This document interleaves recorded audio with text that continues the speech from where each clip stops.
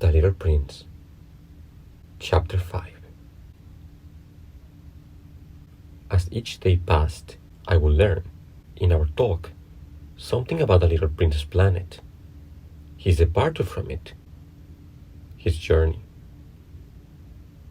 The information would come very slowly, as it might chance to fall from his thoughts. It was in this way that I heard, on the third day, about the catastrophe of the Baobabs. This time, once more, I had the sheep to thank for it, for the Little Prince asked me abruptly, as if seized by a great doubt. "It is true, isn't it, that sheep eat little bushes?" "Yes, that is true." "Ah, I'm glad." I did not understand why it was so important that sheep should eat little bushes. But the Little Prince added, "Then it follows that they also eat baobabs?" I pointed out to the Little Prince that baobabs were not little bushes, but on the contrary, trees as big as castles, and that even if he took a whole herd of elephants away with him, the herd would not eat up one single baobab. The idea of the herd of elephants made the Little Prince laugh. "We will have to put them one on top of the other," he said. But he made a wise comment. "Before they grow so big, the baobabs start out by being little." "That is strictly correct," I said. "But why do you want the sheep to eat the little baobabs?" He answered me at once. "Oh, come," as if he were speaking of something that was self-evident. And I was obliged to make a great mental effort to solve this problem without any assistance.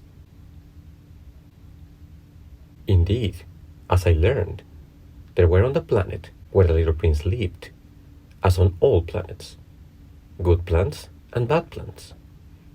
In consequence, there were good seeds from good plants, and bad seeds from bad plants. But seeds are invisible. They sleep deep in the heart of the earth's darkness, until someone among them is seized with a desire to awaken. Then, this little seed will stretch itself and begin, timidly at first, to push a charming little sprig, inoffensively upward towards the sun. If it is only a sprout of radish, or the sprig of rosebush, one will let it grow wherever it might wish. But when it is a bad plant, one must destroy it as soon as possible, the very first instant that one recognizes it. Now, there were some terrible seeds on the planet that was the home of the Little Prince, and these were the seeds of the baobab. The soil of that planet was infested with them. A baobab is something you will never be able to get rid of if you attend to it too late. It spreads over the entire planet. It bores clear through it with its roots. And if the planet is too small, and the baobabs are too many, they split in pieces. "It is a question of discipline," the Little Prince said to me later on. "When you finish your own toilet in the morning, then it is time to attend to a toilet of your planet.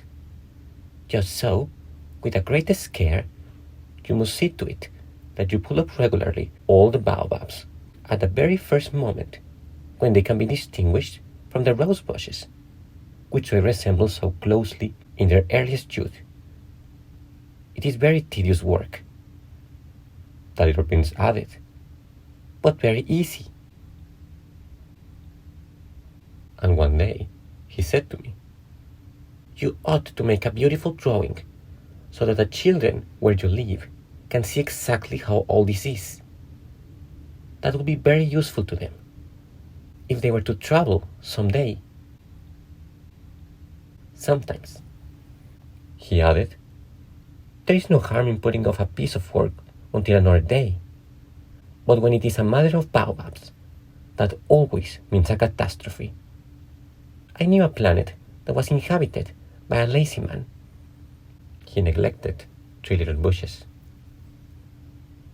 So, as the little prince described it to me, I have made a drawing of that planet. I do not much like to take the tone of a moralist, but the danger of the baobabs is so little understood, and such considerable risk will be run by anyone who might get lost on an asteroid, that, for once, I'm breaking through my reserve. Children, I say plainly, watch out for the baobabs. My friends, like myself, have been skirting this danger for a long time, without ever knowing it. And so it is for them that I have worked so hard over this drawing. The lesson which I pass on by this means is worth all the trouble it has cost me. Perhaps you will ask me, why are there no other drawings in this book as magnificent and impressive as this drawing of the baobabs? The reply is simple.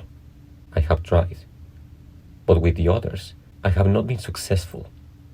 When I made the drawing of the baobabs, I was carried beyond myself by the inspiring force of urgent necessity.